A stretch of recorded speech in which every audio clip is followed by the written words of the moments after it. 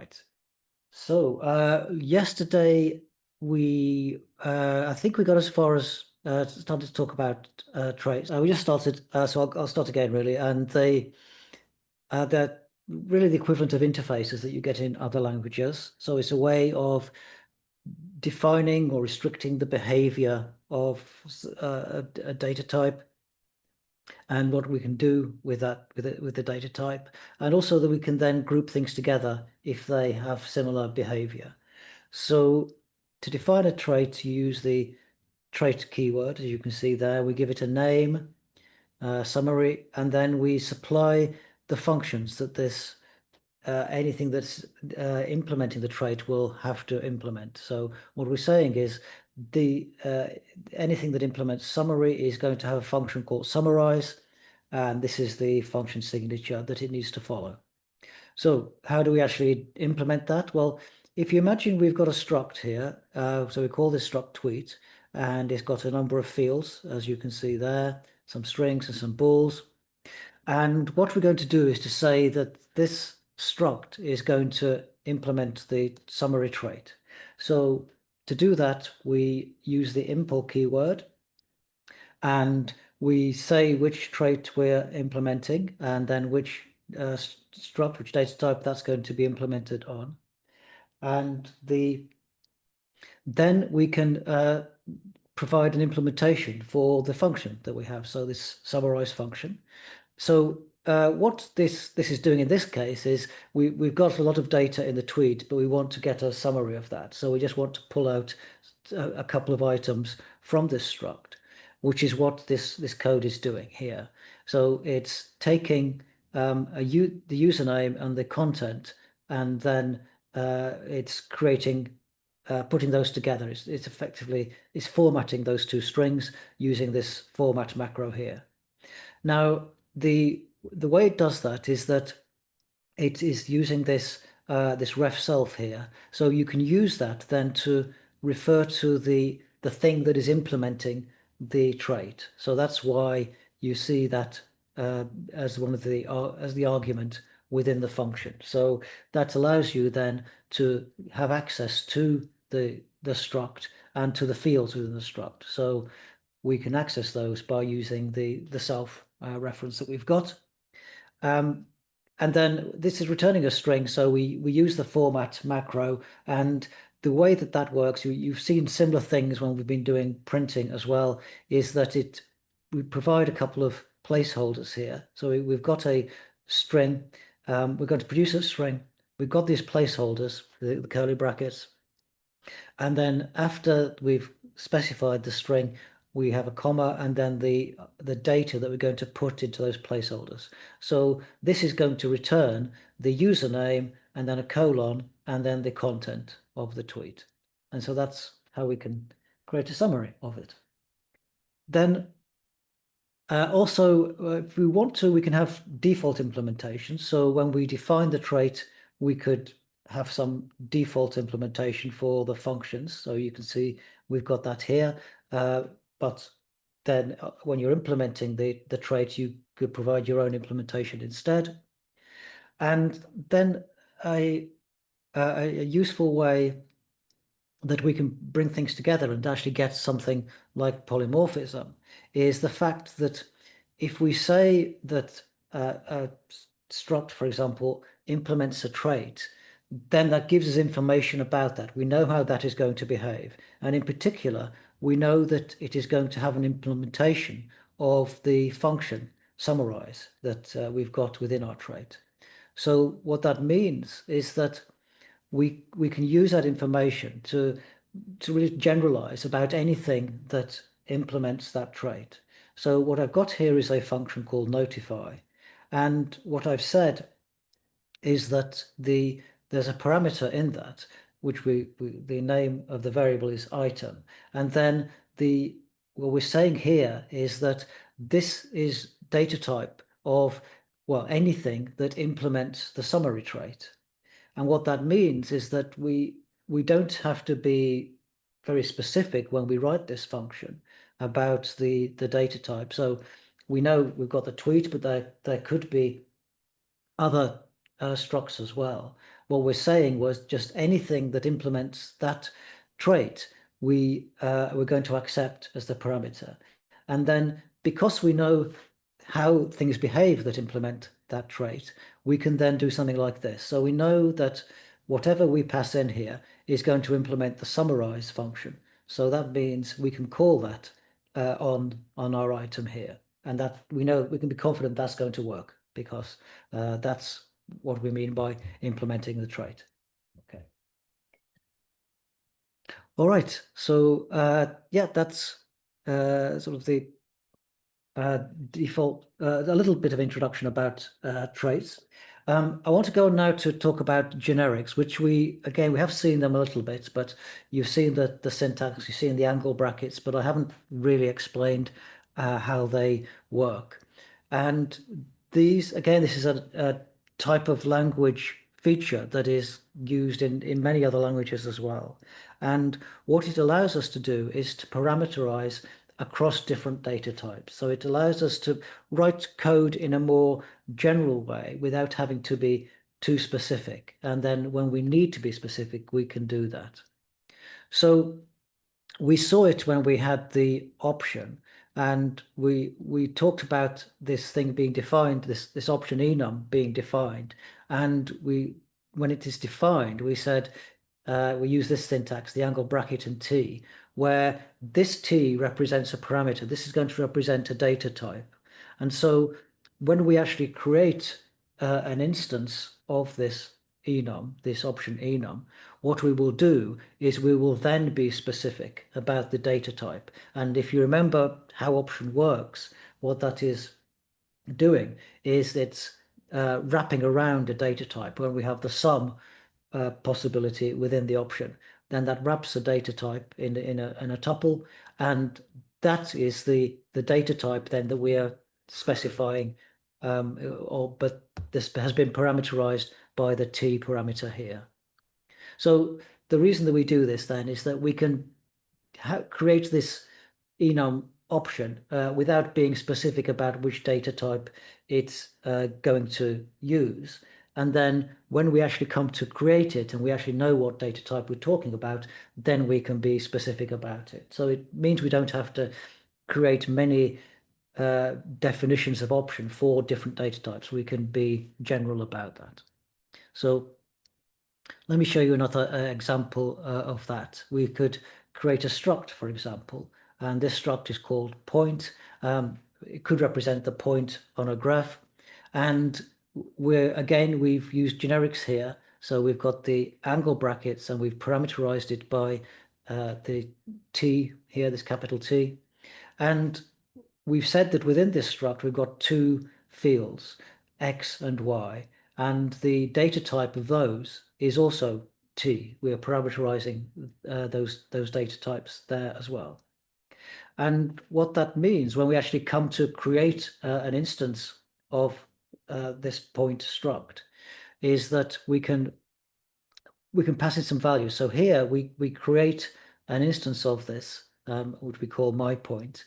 So we're creating a struct and we're saying that X is equal to 5 and Y is equal to 6. And the compiler can infer the data type here. So it's going to say that the data type for this struct in this case is going to be I32 because that's the kind of the default that it decides on for numeric values or for, yeah, of certain sizes. So that would then, this my point struct is then, we've become specific about it. Then we know that the T here is actually going to be I32.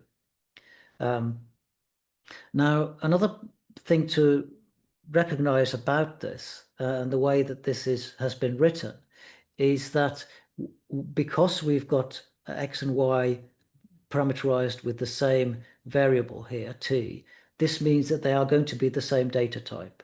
So this imposes a restriction on the data types we can have for X and Y, or the fact we have the restriction that they have to be the same.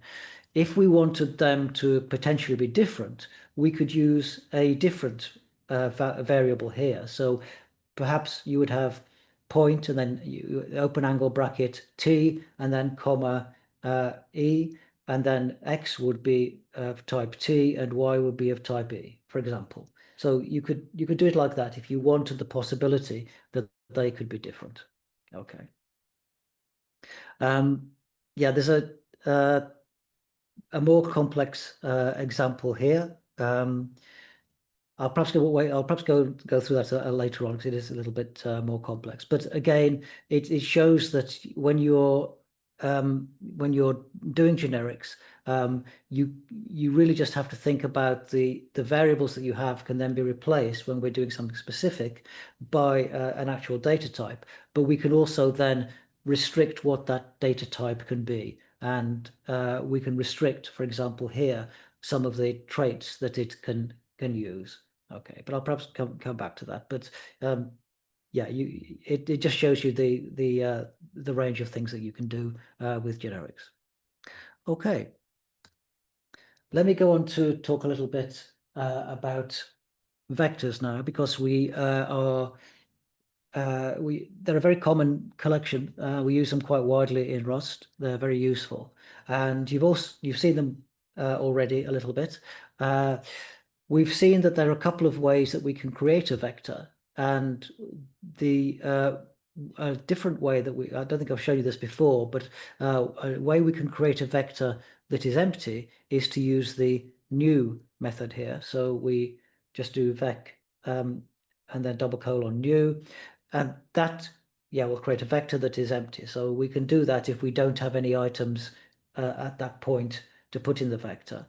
If we do have some, we can create it by passing in items. So you can see here, we're doing it with some numeric literals. We're using the vec macro to do that. Yeah, so that's the way that we can create vectors. If we, well, in either case, once we have items in the vector, or even if it's an empty vector, we can add more items by doing the push method. So we can, in this case, we would be pushing the value 19 as an item into the vector. Retrieving items, there are a few ways to do that. So we can use get.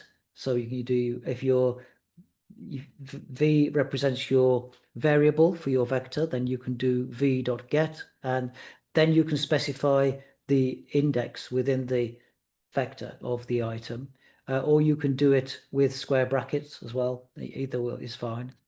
And then a very useful thing to be able to do is to be able to iterate over a vector. You're probably going to want to be able to do that. So you can see here, there are different ways that we can do that. So if in this first example, we've created a vector with some values, and then we can iterate over it by using the in keyword. So the same way that we do a loop with a range, we can do that, and this will go through the vector.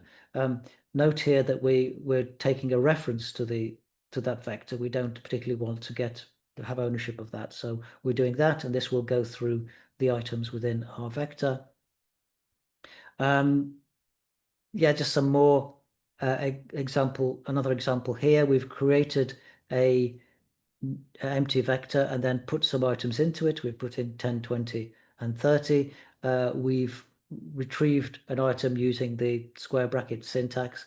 Then we can also use one of the items and do some matching on it. So you can see here we've used .get to get a value, and then depending on an index, and then we've got possibilities of whether that exists within the vector or not. So we've got we can do the matching just the same as we did before. We can look for some or none. So if it's none, then that element doesn't exist. Element 100 doesn't exist. If it does, then we can use a variable here to pull out the value that for that particular item. Okay. Other things we can do is we can use the iter method to create an iterator. So we've kind of iterated over it without an explicit iterator, but we can also explicitly create an iterator, as you can see here. So we've got this an iterator which we've put in the variable iterator. And then you can see here we've got an example of going through and using the iterator. Now, I'll explain how this works. So we start off with our vector. We've got some items for it, so we can use the vec macro, and that creates a vector with 3 items. We then create an iterator for that vector, and then we use the iterator to get the items out sequentially. So as you can see in this, we've got some asserts here. So what we're doing is checking that items exist, or we're checking that some conditional holds true. And for that, what we do is we use the iter.next to get the next item out of our via our iterator.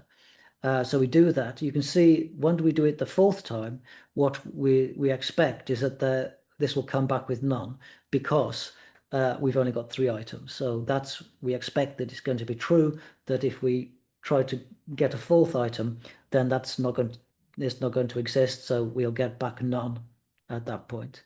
Then in the previous ones, we expect to get back some values, the values that we put in there initially, and so we're going to get back some in this case, and the actual value that they're wrapping is references then to the items that we have within the vector.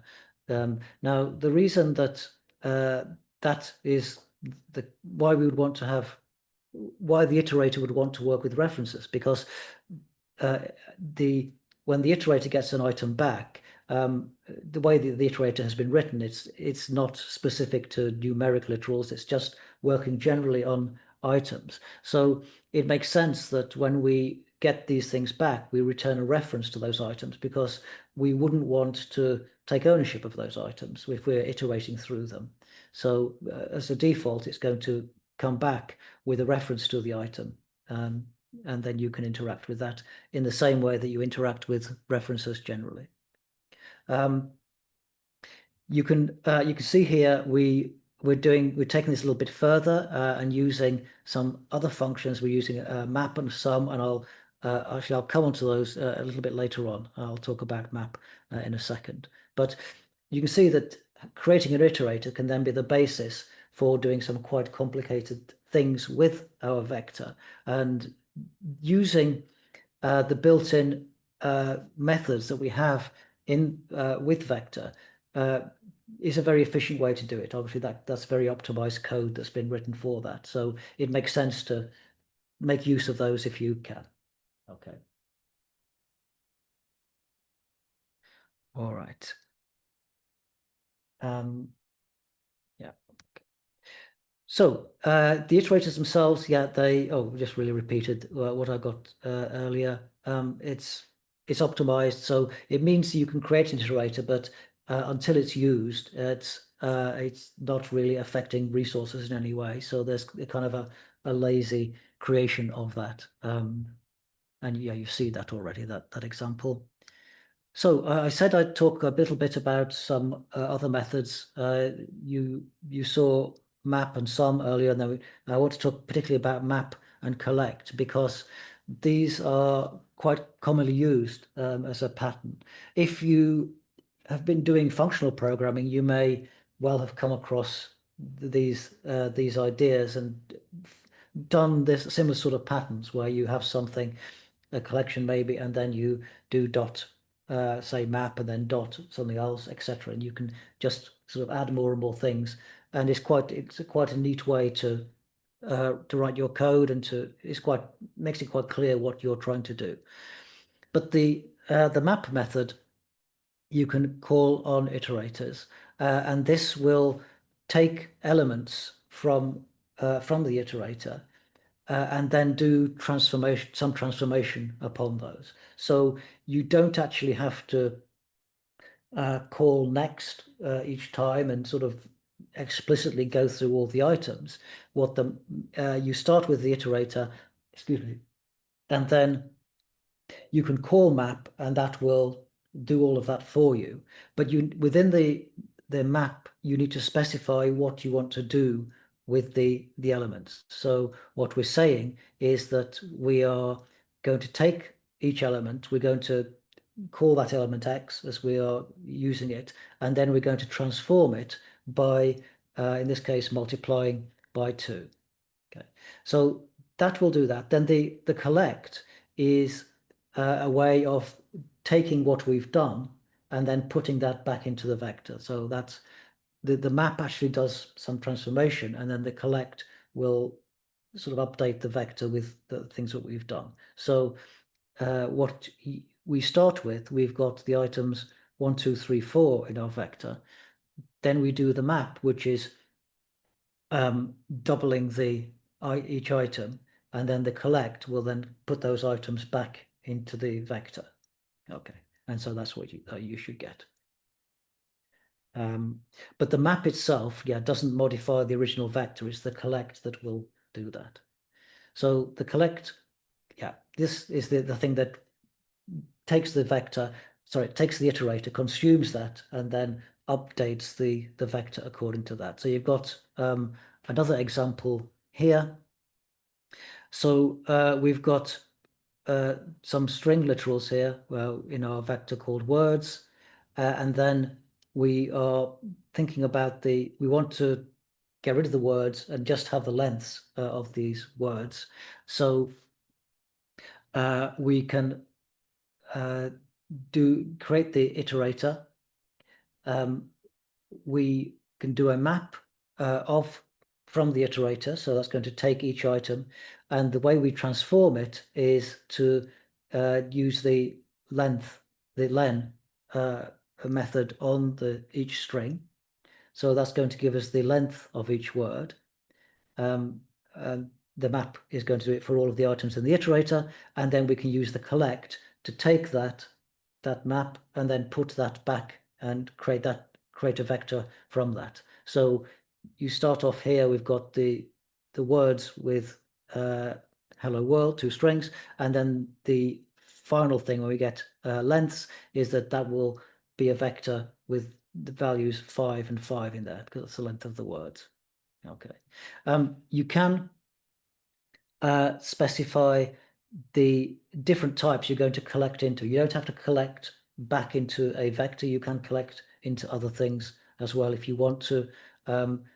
Yeah, but that's going to be more complex, I guess. There's just some more examples here.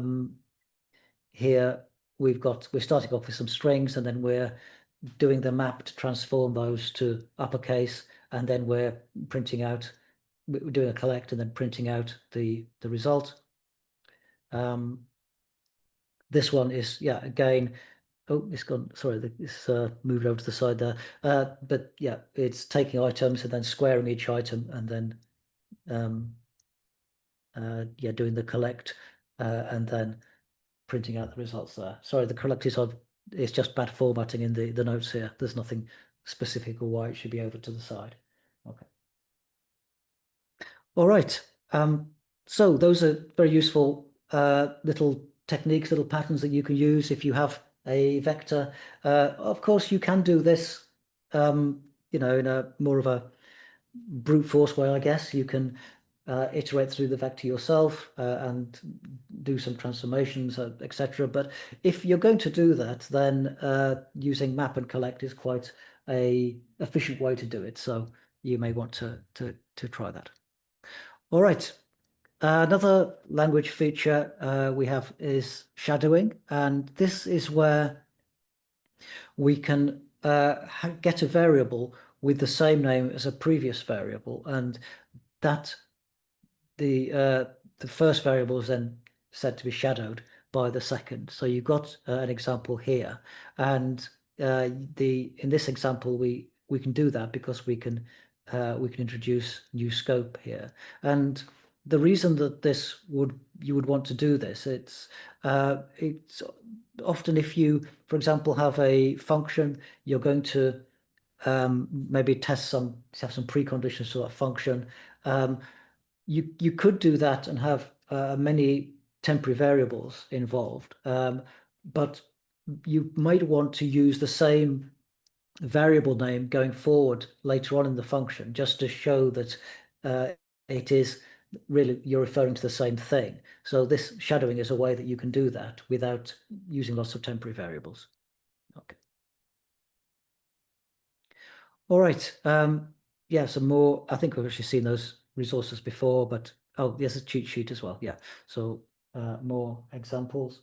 Sorry, more resources. That's the end of the lesson 3 notes. So let's move on to the lesson 4 notes, continuing with Rust. And I want to talk about the lifetime of references. I spoke when we looked at references originally, I said we have to be careful about how we use them because there is potential for things to go wrong. And so that's what I want to look at particularly now. So references are super useful. It means that we can use items without getting ownership of those items. So you do use them very widely. For example, we've seen passing values into functions where the parameter is going to be a reference, etc. So it makes a lot of sense. But when we're doing that, we have to remember that the reference is not controlling the lifetime of the thing that it is referring to. So if you don't do things correctly, you could potentially have the lifetime, things could get out of sync, and the lifetime of the value, the thing that you're referring to, could be end up being shorter than the lifetime of the reference itself, which could cause a problem. So an example of that is shown here, where we've uh, we've started out. We've got X here in sort of the outside scope, and then we've got an inner scope here where we've got a variable A, and then we've created a reference to that. And I said, or rather, we've said that X is going to be a reference to that.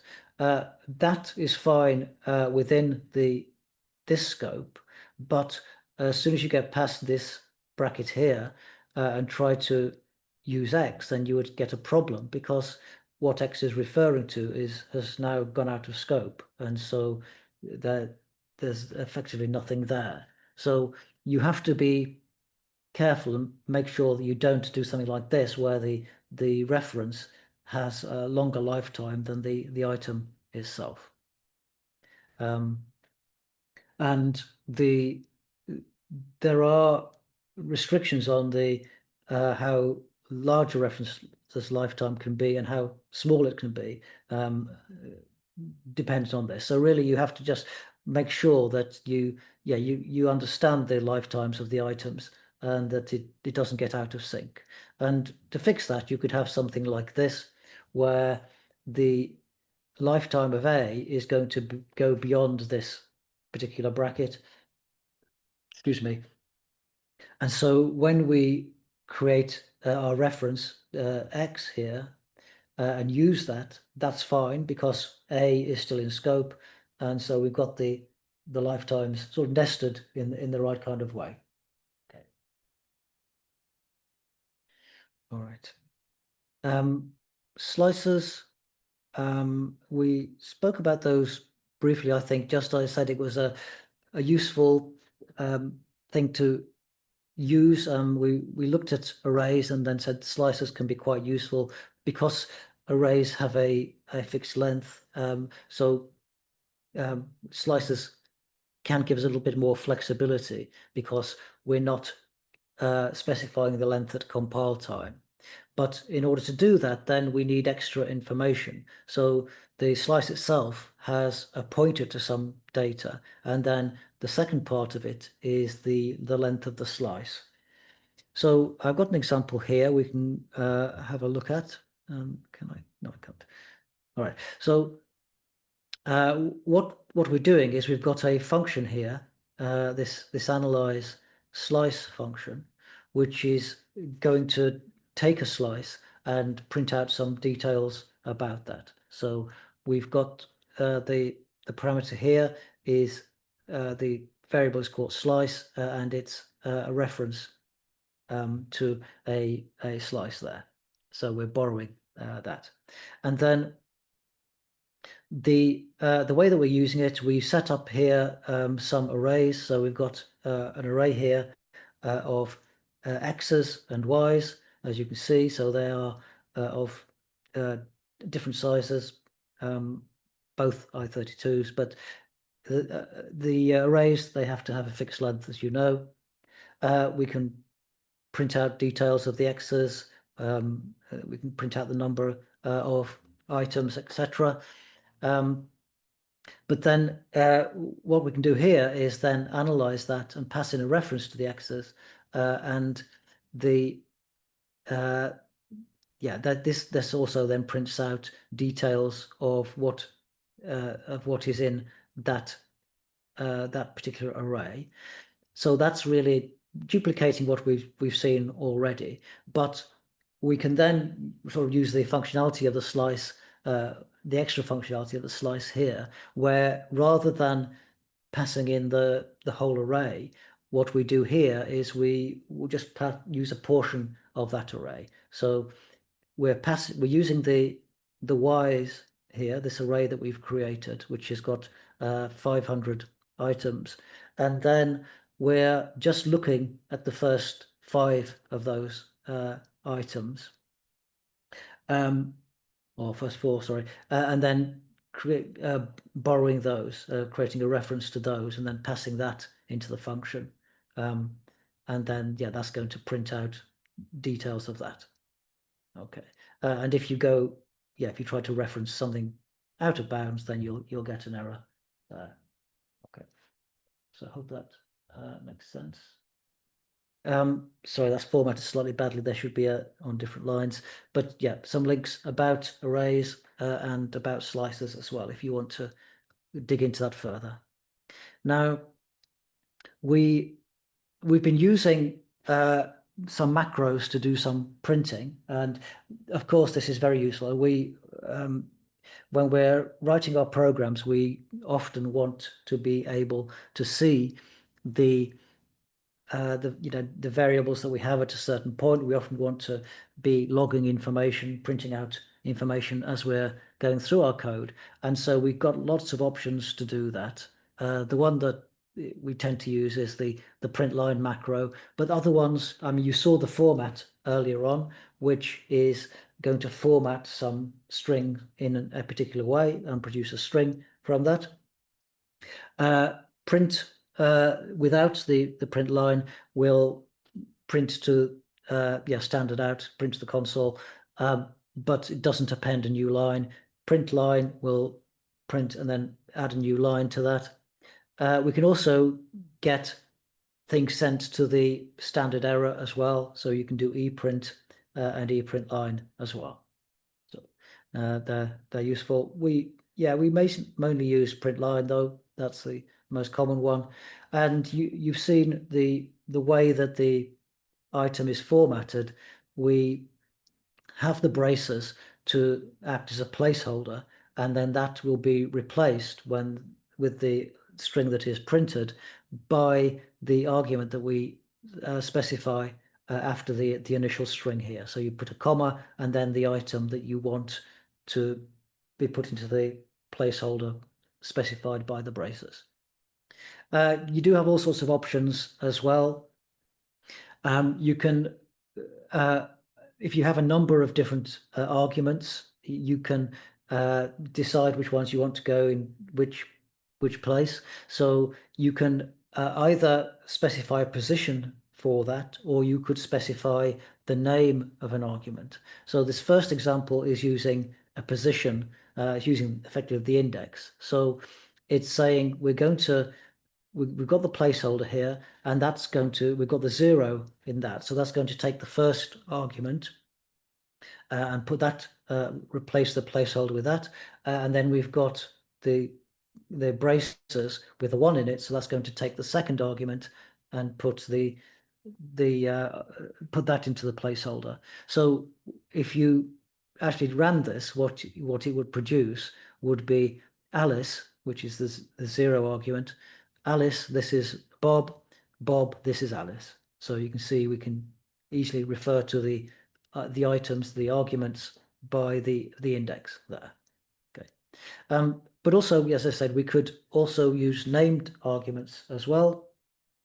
So in order to do that, you have to specify the names and then the values that they refer to here. So we've got names of object, subject, verb, and then we can, within the placeholder, we can use those names. So that would just print out the quick brown fox jumps over the lazy dog.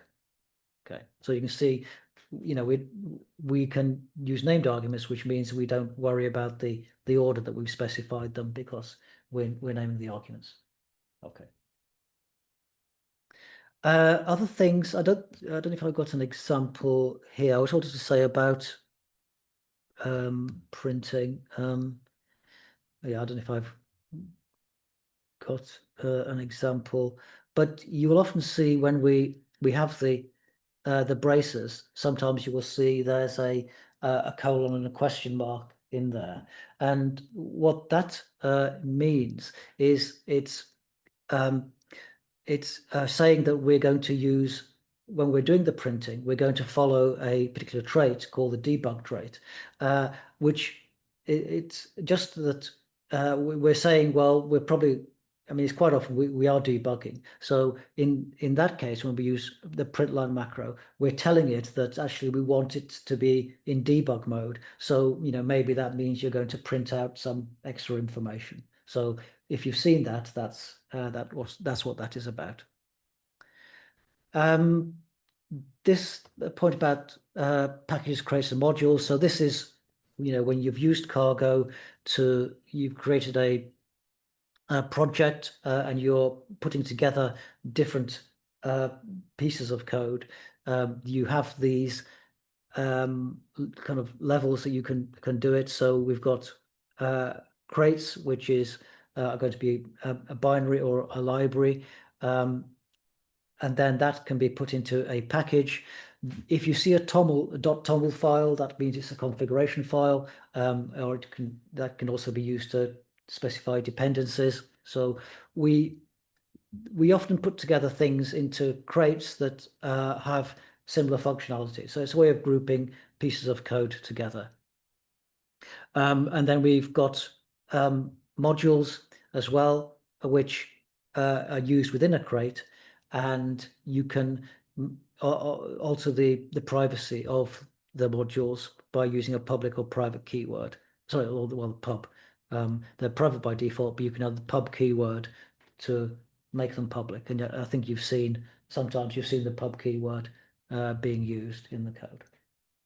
All right. You've seen macros before. We're probably not going to need to write our own macros, but they are, there's a lot of macros available to us. You've seen vec and println, etc.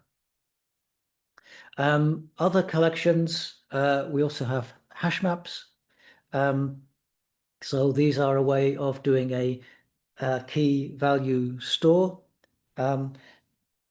Now, in order to do that, we want to be able to use a key, but if we want something to be a key within a hash map, then it has to implement the EQ and the hash traits. This is because within the hash map, when we're using that key, that is going to be calling functions. It's going to be using that trait to be able to work out, to work out where what the key is and how that relates to other items within the hash map. So you do get a choice of data types that you can use for key, but that's dependent. They have to implement the EQ and hash traits. So hash maps are global. Yeah, that makes sense. They can also adjust their size if there's excess space. You can set up capacities if you want to, but usually just using the default is probably recommended. The way that you can use them, I think, is fairly straightforward. I've got an example here. So, we haven't really seen this. This is making available a particular item from the the standard library. So we're introducing, effectively importing HashMap into our code so that we can then use that. So we here create a new HashMap that's going to be of the default capacity.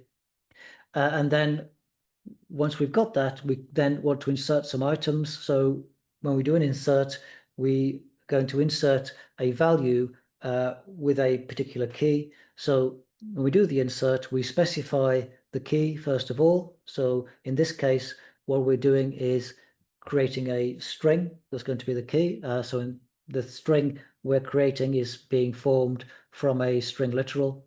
So our key here is going to be blue, and then that's associated with the value 10.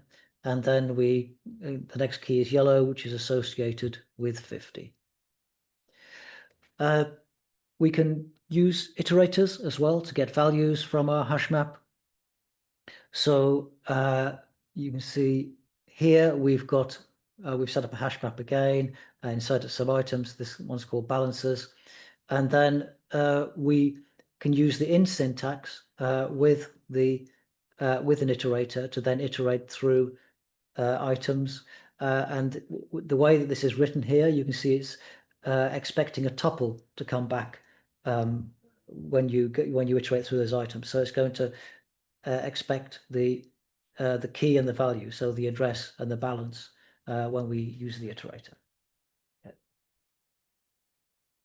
Other things we can do is to get items back, we can use the get method.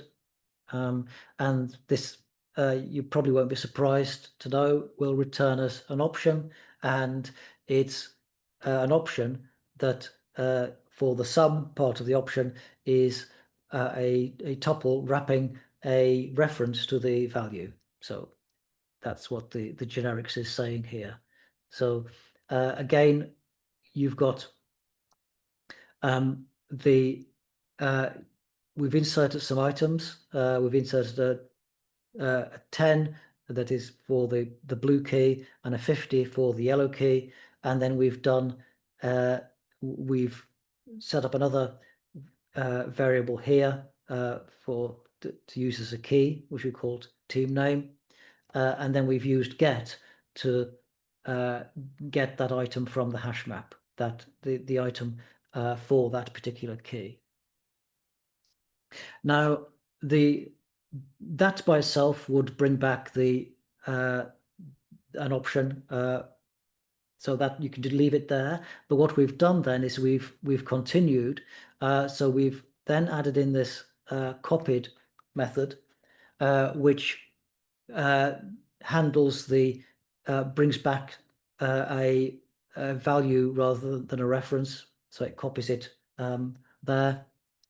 And then the really interesting thing is this thing here, this unwrap, or in this case 0. What this allows us to do is to say, because the get is going to return an option, so that could be some or it could be none. What this is doing is it's handling those possibilities. So it's saying, well, if we get some, then it will return the value from the sum. So that's what we want.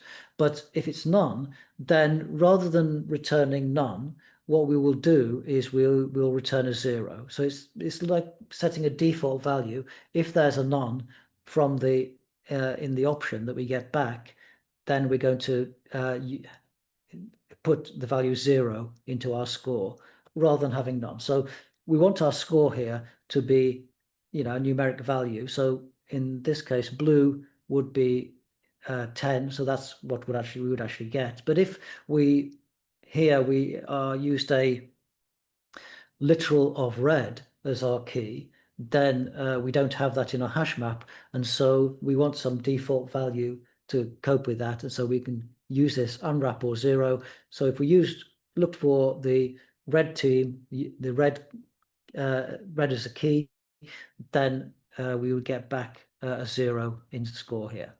So let's go on to do some more pattern matching. So we can do even more interesting things with matching.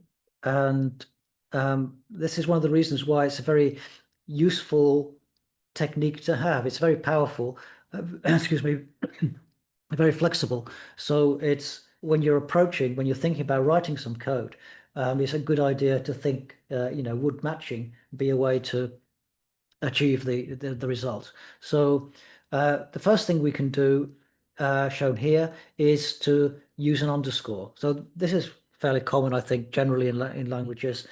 We often use underscore to represent some value that we're actually not interested in. We're kind of not going to use it. We're going to throw it away. So we use it here to give a default value within our match block. So we're matching a value x here, and we're saying we're really only interested in x if it is 1, 3, or 5, and then if it's any other value, then we're just going to print some other value.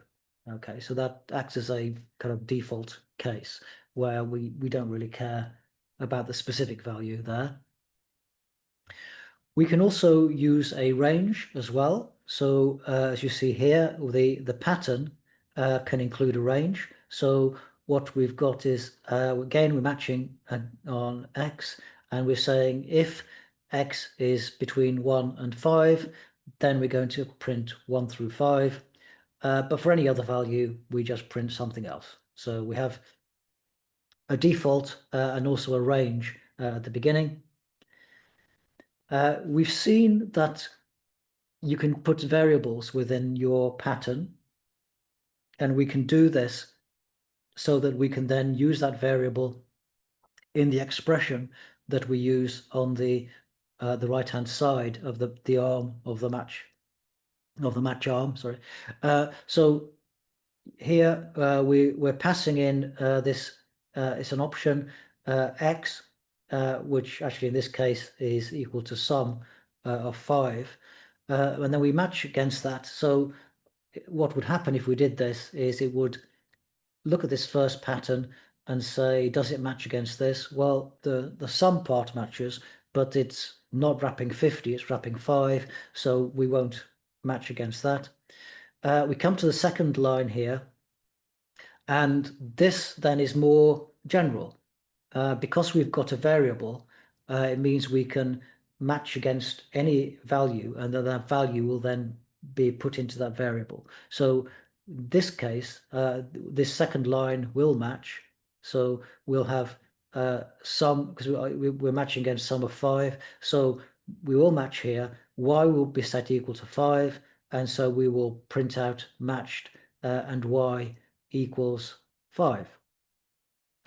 Of course, we have a default here, the underscore, because although we've got some, there could be none instead, so that would take care of that.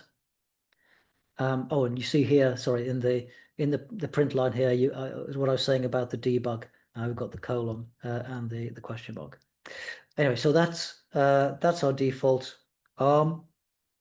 Now, the point that this is making about the scope of the variable y here is that we've got y being used as a variable here, and that has scope sort of outside the match block.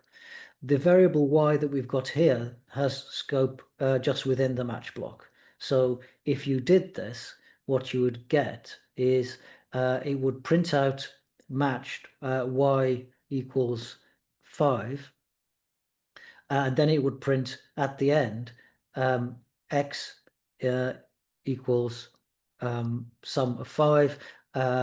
Sorry, yeah, x equals sum of 5, and then y would be equal to 10, because the y that we've got here is referring to this y. Okay. Okay. Other things that we can do when we're creating our patterns to match, if we have a struct, then we can destructure that and look at the parts within the struct. So we've got an example here. We've got a struct. We're using the same struct definition that we had earlier. So it's a point, which has two fields, x and y. In this case, x is going to be equal to 0 and y is going to be equal to 7. And then within our match pattern here, we can look to try to match against specific values in those fields, in the X field and in the Y field. So the first pattern we've got here is, and it gets a little bit confusing because we're using variables and then we're using the same names for the field names. But what this is saying is that within this point, we're putting a restriction here on the Y field in the struct. So we're saying that Y has got to be equal to 0 to match here. But we're saying that we're not putting any restriction on X. So that means that if we look at the actual point we have, well, X would match, that's equal to 0, but we don't care. We don't have a restriction on that. When we look at Y, though, Y is equal to 7, so it's not going to match against this particular restriction. If we then go to the next pattern here, we do it the other way around. We say X has to be 0 to match this, but we'll accept any Y value. So in this case, that's X will match because X is 0.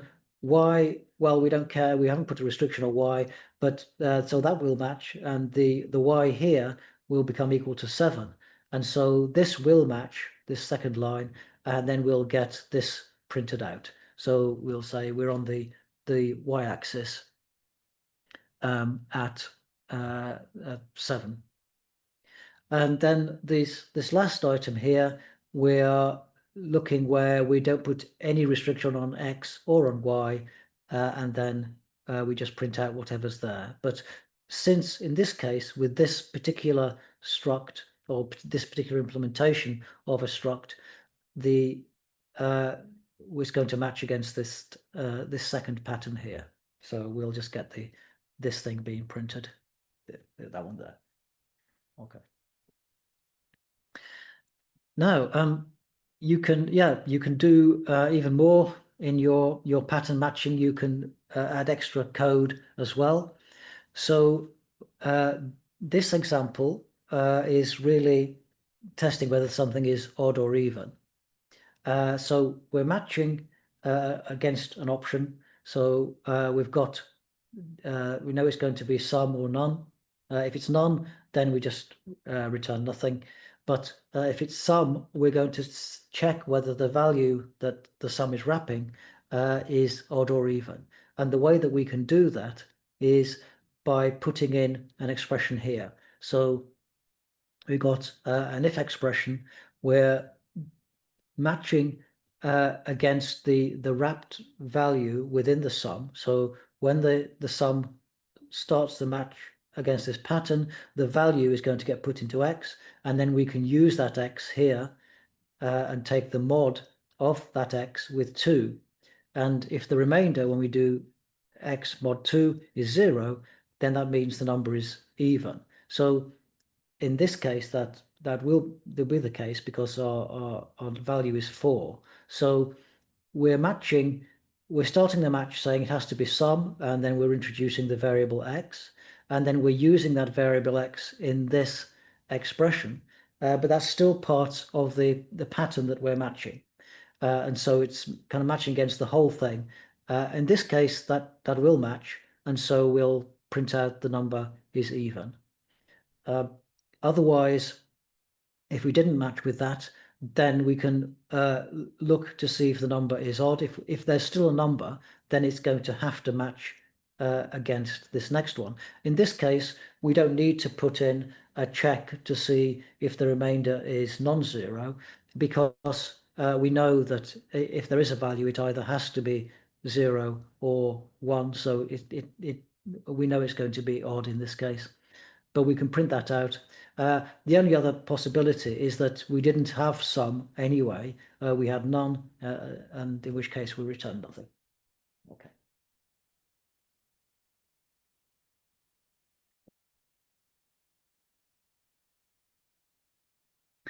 All right.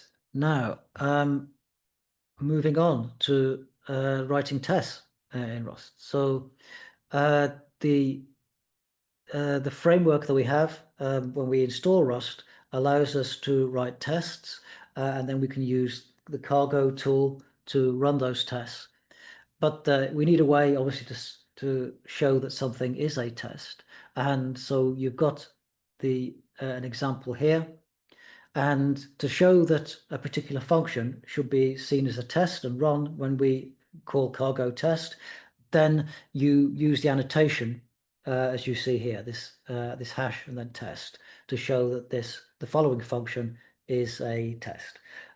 So obviously you can put whatever you like within this function. You can see here we've doing something that's yeah trivial, but we then have an assert, and that's going to be the test is going to pass or fail depending on the assert.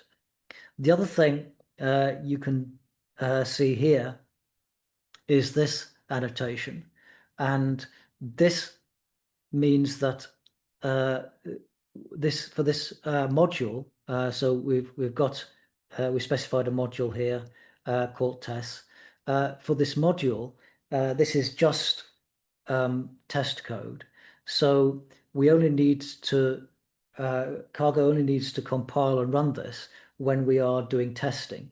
When you do Cargo build, then we don't need this code, so we don't have to include that as part of our production build.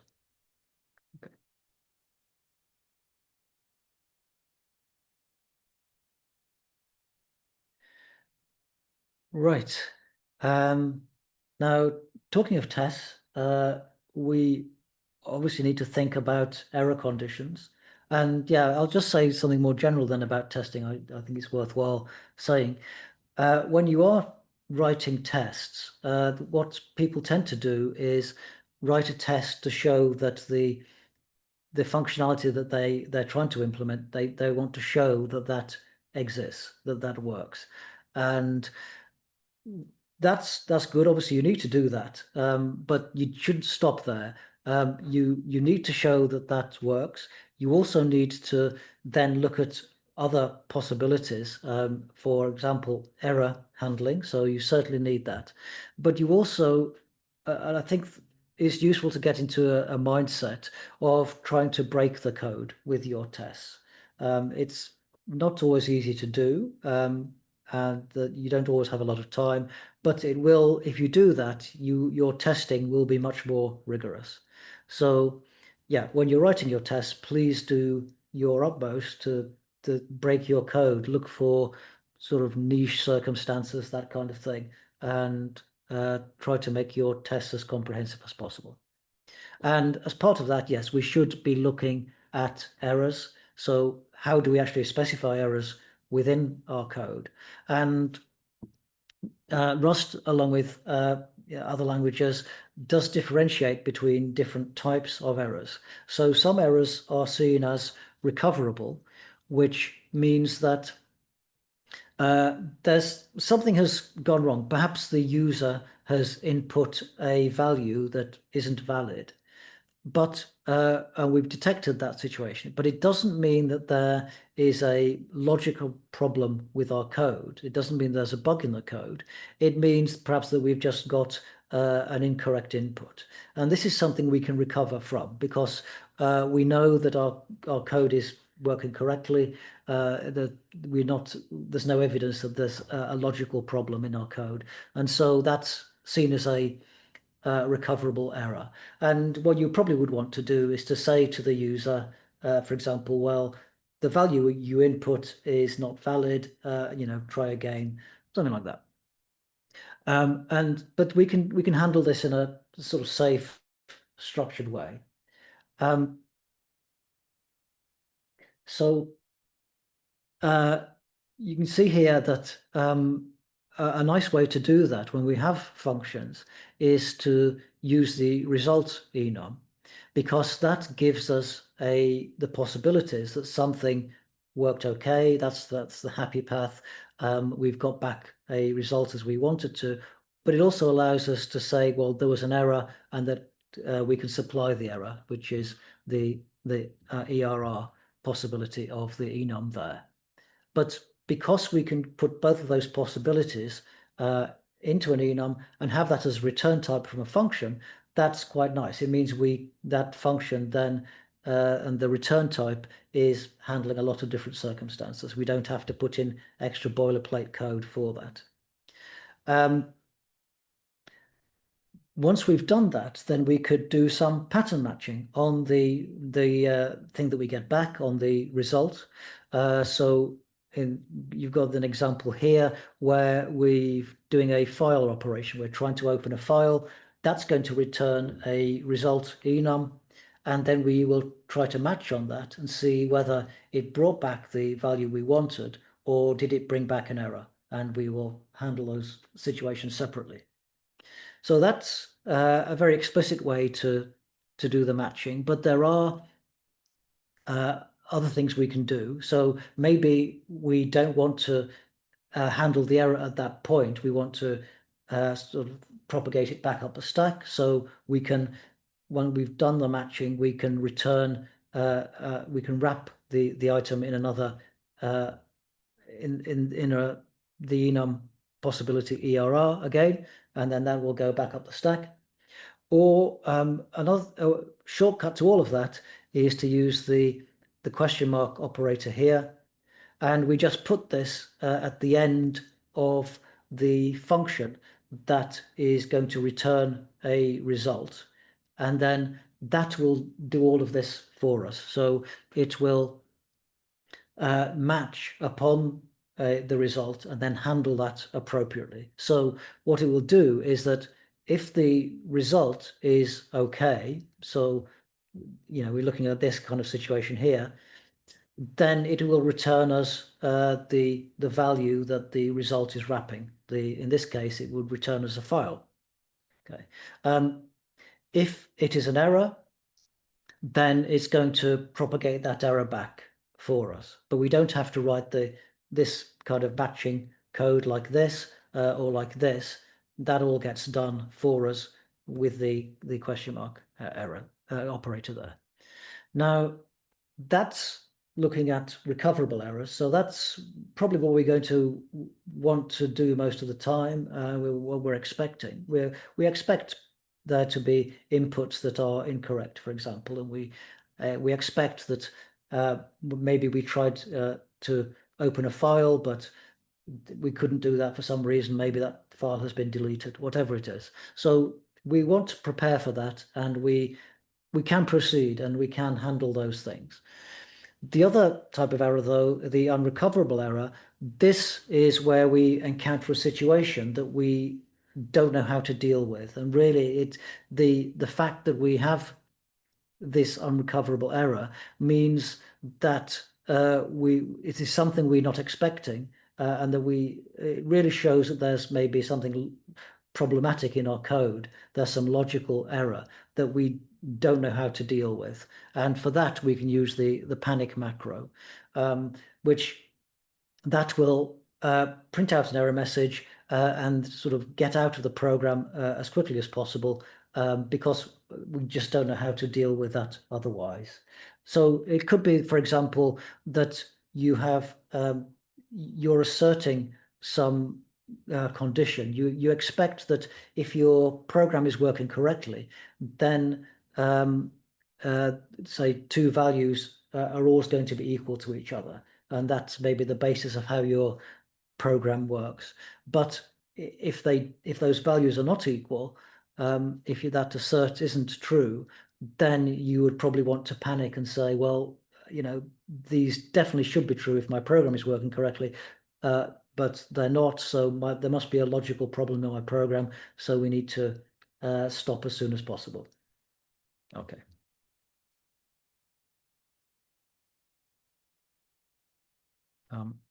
Okay, so let me move on then. That's been talking generally about Rust, but obviously we want to know how to write programs on Solana with Rust. So assuming that we've got some familiarity now with Rust and we're able to write some Rust programs, then how do we actually get those onto Solana? What do we need to do? What do programs look like on Solana? So I'm going to give you an overview here, and we're going to keep coming back to this and digging into it in more detail over the next few days as well.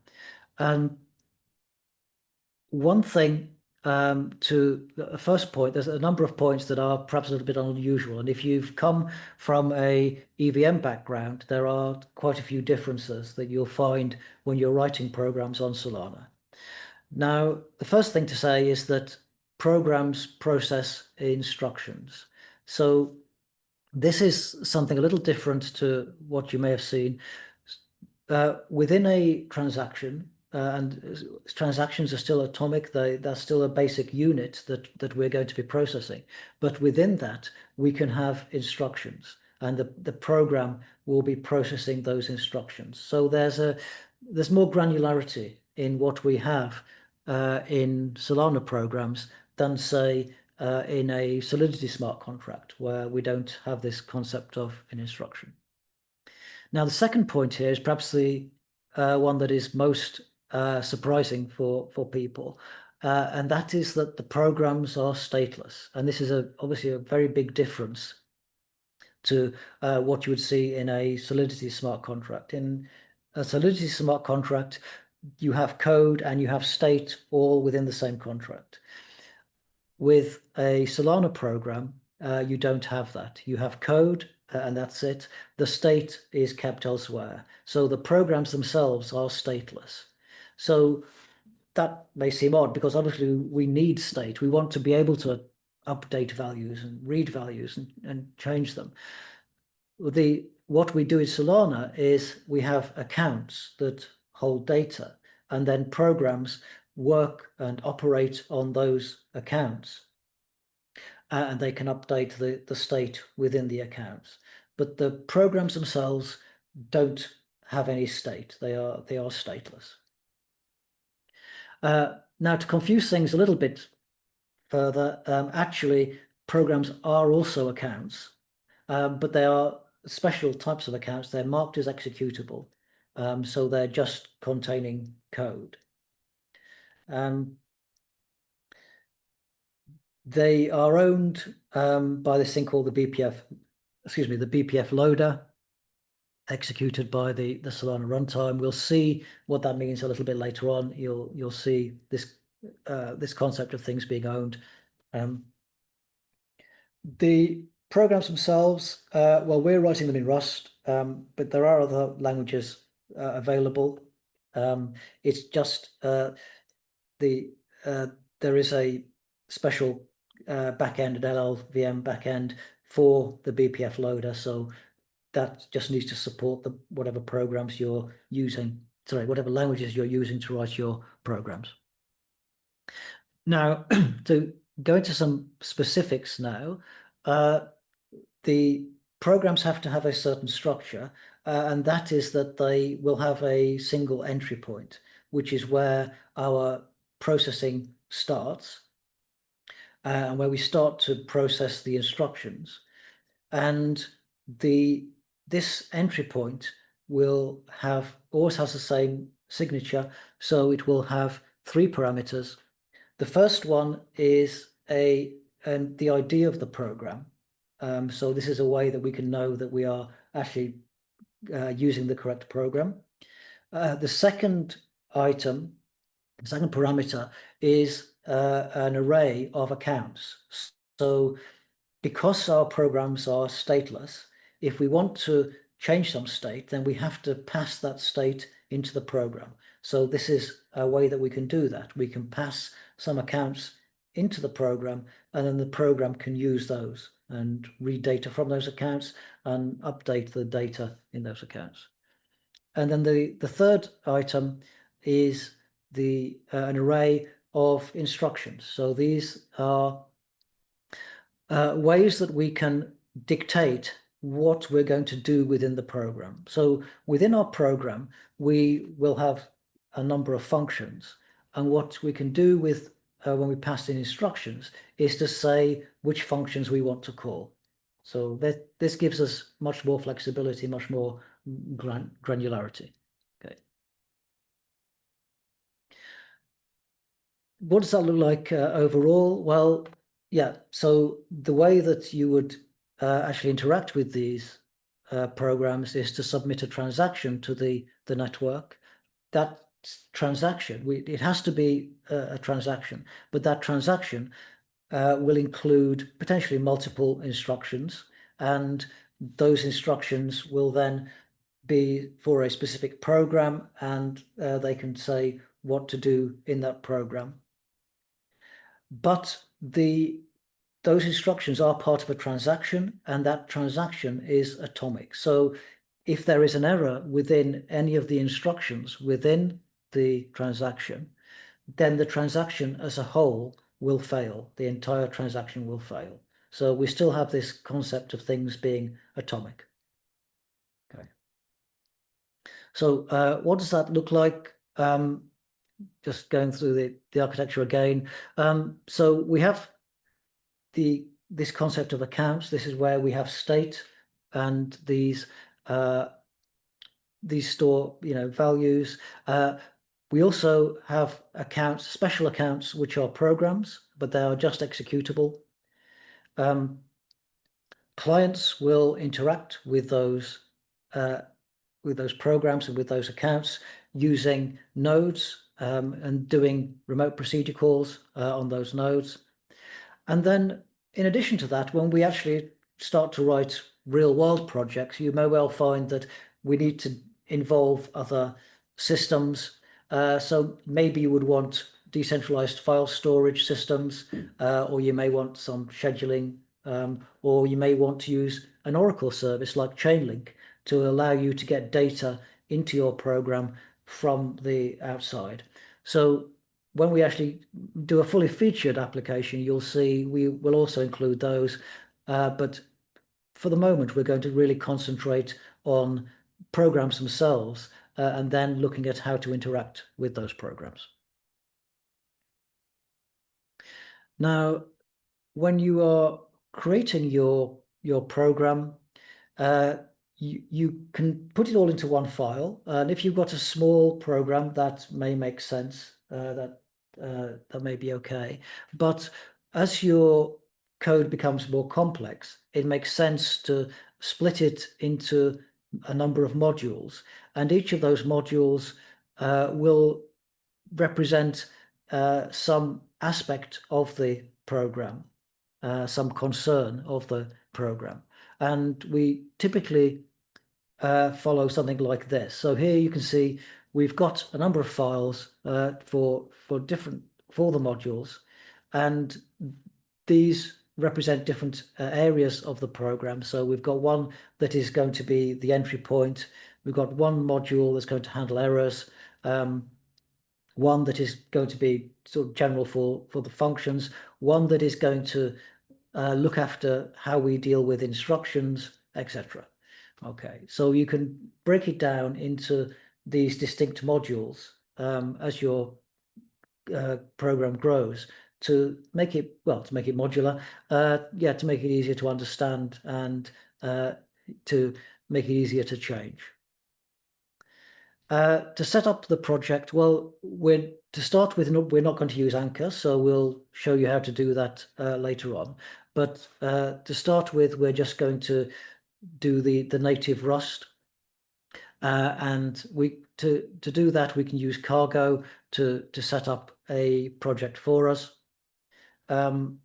This is just showing the interactions again, actually, with how an RPC node works. When the client creates a transaction, it actually uses a particular API, which then interacts with the RPC node, and then that can send instructions to the program.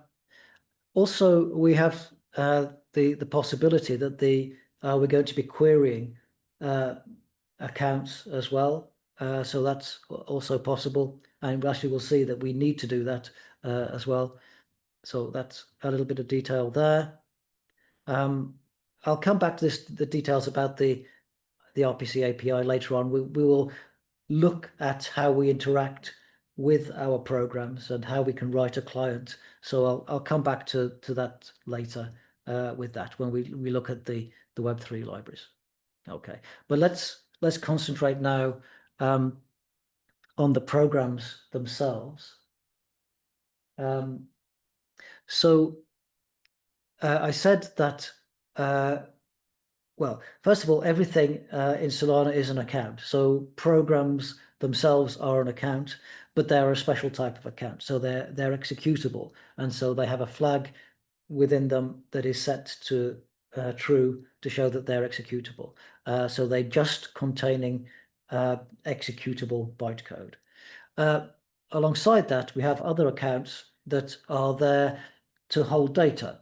And so obviously that what that account represents will vary. It could represent token balances, or it could be anything. But those are the data accounts, and our program is going to be interacting with the data accounts. And in particular, what we tend to see is that a program will own a particular data account. So if you think of a program will want to effectively have some state, but the program itself is stateless, but it needs something to operate on, and so we will create a data account for that program, and the program will be the owner of that data account, and that's where the program will store the data that it needs to persist over time. Okay. The accounts themselves can have balances, as you can see there. They've got LAN ports. The owner of accounts can be different. So the default owner is the system program. This is the program that actually creates accounts, but then that can be changed. The ownership can be passed. So in this case, we've passed the ownership to the program account. You can see here that the data account is the executable flag is set to be false to show that it's not a program. The rent epoch here, this is because we need to pay for the data that lives on the chain, and so this is used to say how much when we've paid for this data. Now within the program account, the data area of the account for a program is going to be some bytecode that we can execute. But in the data account, the data or the structure of that really could be anything. That's going to depend upon the program. So in this case, what we're saying is that this account has some variable called counter, and that we've set that to be equal to 1. But obviously the data area could be, could have a number of items in it. It could have, structs in it, and whatever the program is going to operate on. Now, one thing we need to think about, well, we're going to come back to later, is this thing of question of programs signing for an account. So what this is to do with is if we sort of start here, look at this and how we're interacting with the network. When clients are creating transactions, they may be signing accounts. They may be showing that they can control these accounts, and so they may be signatures for accounts being created within the transaction, and those accounts get sent to the program.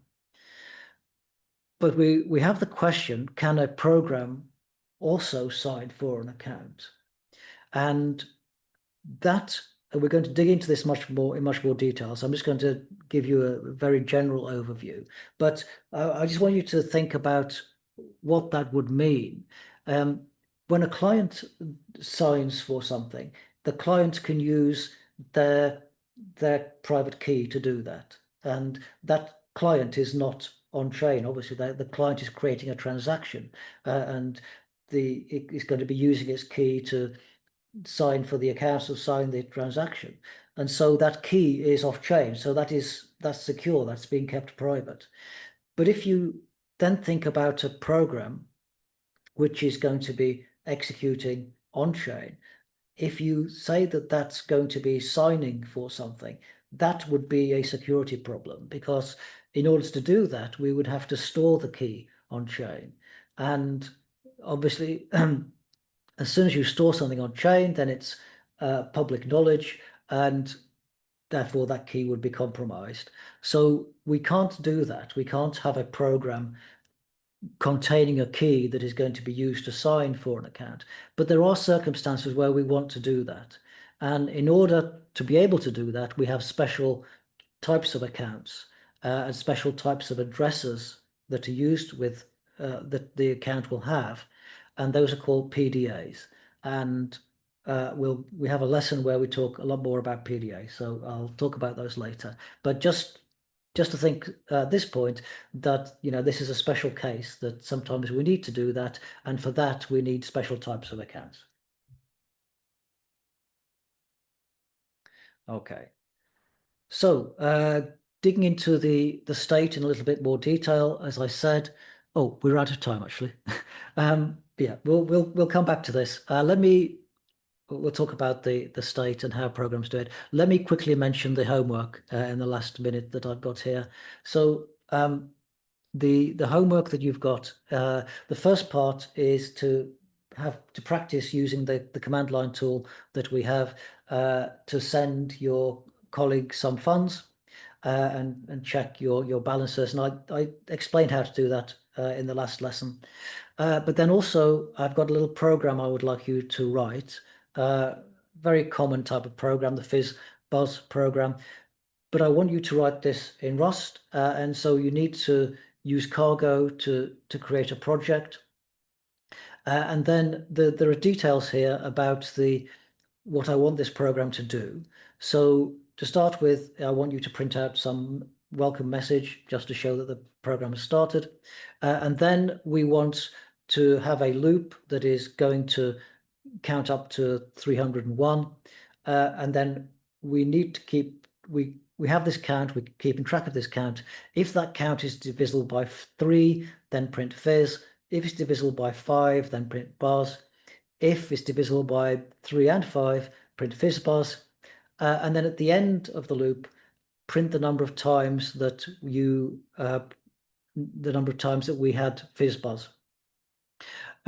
So a very straightforward type of program. You've probably done something similar in other languages, but try to write it in quite an idiomatic way. Think of the types of language structures we've used, you've seen in the lessons, and the way we've approached writing Rust, and see if you can use those to write it in a quite idiomatic, in a quite rusty way. Okay. If you do that and you've got more time, you want to try something else, we've got some more programs here for you to write as well.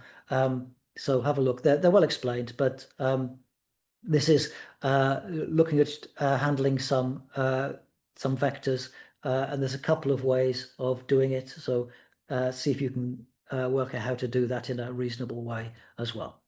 And if you want to do this in the Rust playground, you can do that. So thank you everyone for your attention today. We did go through a lot.